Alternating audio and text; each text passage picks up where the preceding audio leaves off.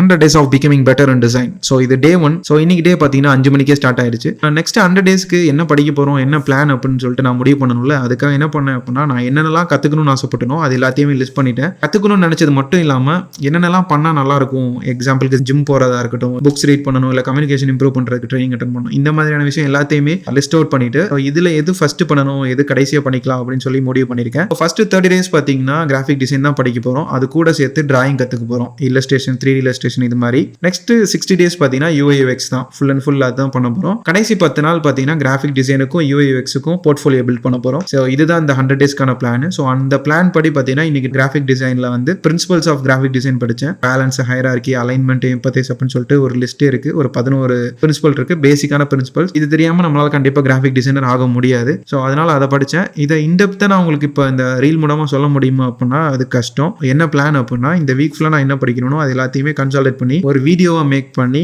YouTube சேனலில் post பண்ணுறது தான் பிளான். ஸோ இன்கேஸ் இன்ட்ரெஸ்ட் இருக்கவங்க நீங்கள் பார்த்தீங்க அப்படின்னா நீங்கள் அங்கே வந்து பார்த்துக்கலாம்.